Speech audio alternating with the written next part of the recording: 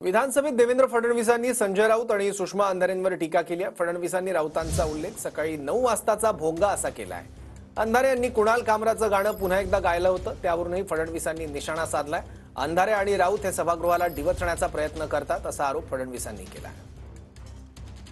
इकडे संविधानाच्या बाता मारायच्या आणि तिकडे संविधानाने तयार केलेल्या सभागृहाचा रोज अपमान करायचा, सकाळी 9 वाजता भोंगा वाजवून या सभागृहाबद्दल काही बोलायचं।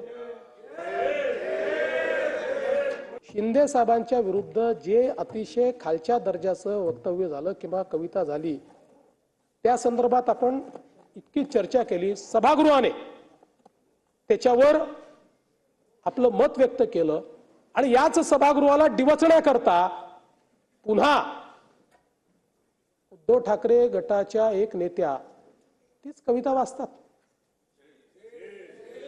याचा अर्थ काय आहे? तुम्ही इथे बसलेले जे 288 लोक आहेत, तुमची काही औकात नाहीये, हा त्याचा अर्थ आहे।